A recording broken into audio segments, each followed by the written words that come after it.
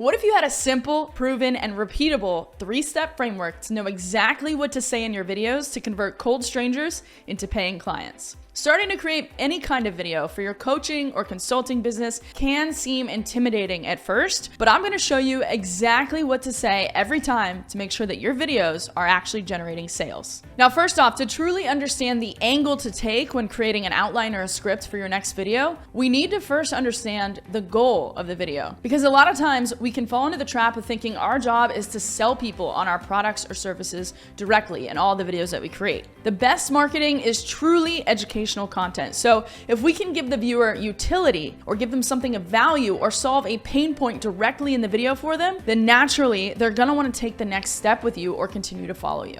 In fact, if you look at some of the heavy hitters in the space like Alex Hormozi, Ravi Abuvala, and more, you'll notice that they give away a lot of valuable content for free. So you shouldn't be concerned about giving away information for 2 reasons. So number 1, your product is not the information you're teaching or the information that's in your course. If you have a high-ticket coaching program or training program, what you're really selling is a result. You're selling accountability, direct support of some kind, whether that's in a group or a one-on-one help, and personalized strategy. Most people don't take action on information alone anyways. And even if they do, they're gonna find so much value in what you're giving away for free that they'll wanna know what you offer on a paid level. Second, your marketing strategy should mirror human psychology. And by giving away stuff for free, you're activating what's known as the law of reciprocity.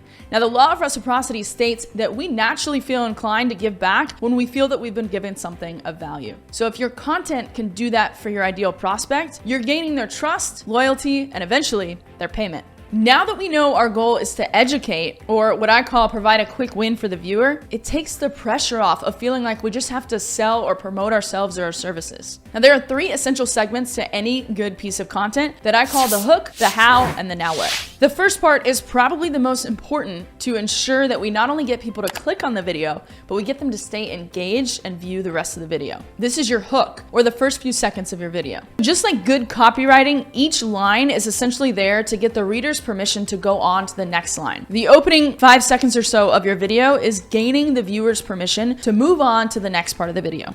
If you lose them in the first few seconds with a boring intro or a 20-second blurb on who you are and what you do, they're gonna click off your video and move on to the next one. So that means that right away, we need to open up with an attention-grabbing hook and tell them what's in it for them by watching the entire video. What is the thing that they want that they can gain by the end of the video? Now, there are a lot of ways to create an effective hook, right? You can use numbers or a shocking statistic. You can take a position opposite of what everyone else says or thinks. You can use words like warning and this will forever transform how you look at X topic, right? Or you can also simply make a big promise. So by the end of this video, you'll know exactly what to say every time to convert strangers into paying clients. But the major thing when creating your hook is to stay genuine.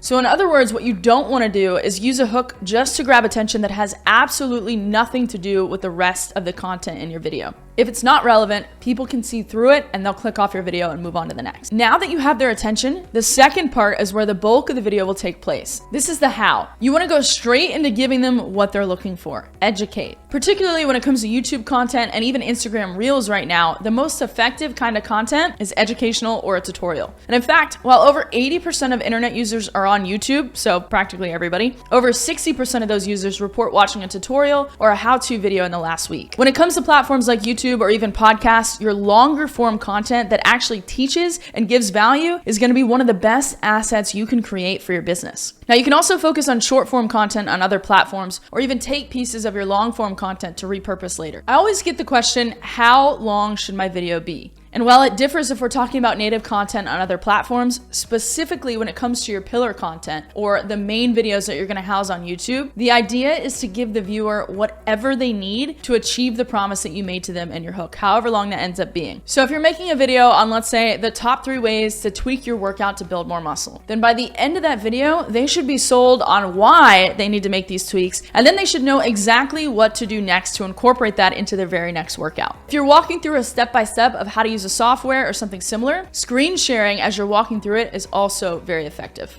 Now, at the end of this section, feel free to give a quick 10-second recap of what you covered as you transition into the last part. The third and final segment is the now what, also known as your call to action. What do you want this person to do next? Be sure to have one singular, very clear next step for them to take. The clearer your call to action is, the better. So at the end of a YouTube video, it could be to click the link in the description to view a training you have or download a checklist in exchange for an email. It could also be as simple as comment down below or hit the subscribe button. Now, typically your goal of any content posted on any platform you don't own, like YouTube or Instagram, should be to eventually create traffic that you do own. In other words, grab their email in exchange for more value so that you can contact them later, no matter if algorithms change or your account gets shut down tomorrow. So there you have it, the framework you need to easily script out or outline any piece of content to make sure that it actually converts.